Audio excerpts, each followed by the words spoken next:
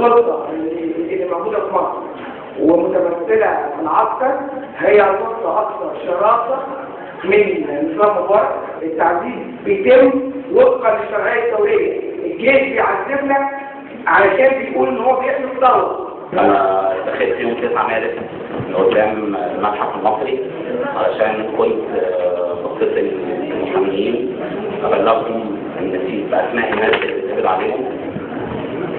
عسكري مسكني وأخذ مني التليفون بتاعي وحطه في جيبه ودخلني على الكردون بتاع المتحف المصري. وأول ما دخلت انتهى كل شيء ليه علاقة بالكلام. ابتدى الضرب.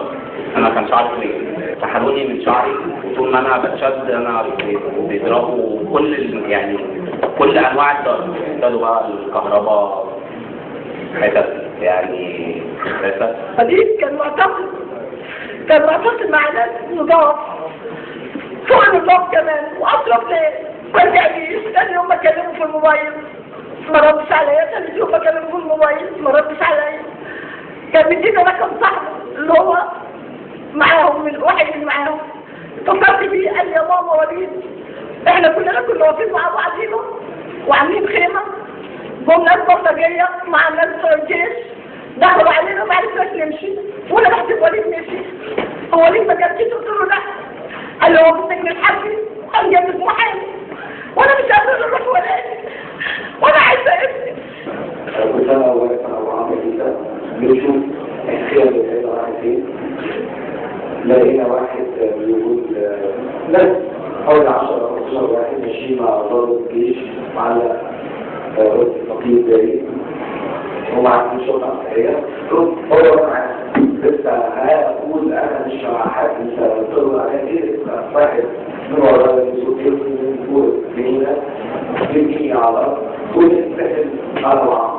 بعد لسه ما وصلتش قدام المتحف لقيت اللي قبض عليا قال تعالي الجيش عندي. ده واحد من الاهالي خدني وداني لغايه اللواء. طبعا الكهرباء اشتغلت في رجليا، الالكتريك كده كهرباء في رجليا كهرباء. البنت على فكره كان بيكهربوها في دراعها وفي رجليها. احنا ساعه ما رحنا السجن الحربي انا والبنات بنت تقلع هدومها كلها وتتفتش ودي كاميرات بره بتصورنا عشان يتعمل لنا ملف دعاره ومحدش عارف ده كله.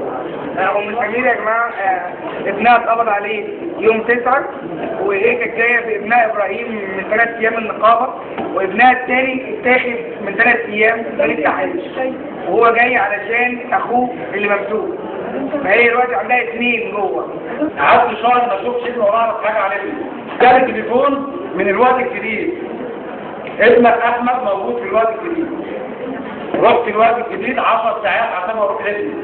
غير دلوقتي مش عارف ابني اتحكم عليه ايه. واحد يقول لي 5 سنين مانيش عارف، واحد يقول لي سنه مانيش عارف. اخش المحكمه العسكريه مش عارف اخد اي بيان على ابني. فانا عايز اعرف ابني محبوس بدون ايه وممسوك ليه؟ ابني بعت لي جواب قال لي يا بابا وانا جاي من الشغل قابلوني بوابين وبتوع لجان الشباب الساعه 4 بعد العصر في مكرم عبيد. خدوا منه الفلوس اللي معاه.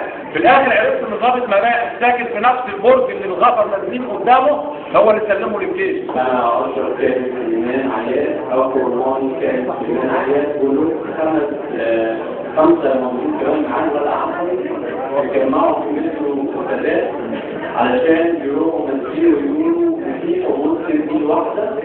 للاسف ما طلبوش من العربيه بتاعت المترو وجه عسكري قال لهم هاتوا البطايق فطلعوا البطايق كلهم راحوا مسكوا مغربين عينيهم واخدوا منهم الموبايلات وبصروها وراحوا واخدهم على المتحف ودول رافضين احكام 3 سنين.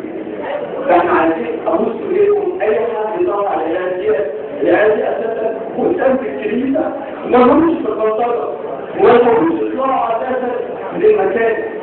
فأي حق خدوني من على الباب لحد الباب المتحف الأحمر اللي جوه الباب الرئيسي ضرب وشد وإهانة وتعذيب. دخلت جوه لقيت حوالي 100 واحد مترمين فوق بعض. لقيت ناس اللي بيضربوا فيا الضباط والعساكر عارفيني قالوا لي مش انت كنت عامل نظام في المتحف في الطريقه ورينا دلوقتي من شطارتك. صوروها هناك على ان احنا بلطجيه حطوا لنا عذاب ورجوع حطوا لنا سنك حطوا لنا مطاوي اللي احنا كنا بنسلمها لهم في البلطجيه بتوعنا احنا، عملوا لنا احنا اللي بلطجيه. واحنا موقفنا من كل المحاكمات العسكريه اللي تمت في الفتره اللي فاتت احنا بنعتبرها هي محاكمات غير عادله وغير منصفه، والمحكوم عليه والمتهمين وكل الناس اللي مثلوا ومات هذه المحاكم هم من حقهم ان هم يتعادوا محاكمتهم مره ثانيه قدام محاكم مدنيه ومحاكم مختصه. احنا لما رحنا يوم النيابه العسكريه على 6 ساعات النيابه العسكريه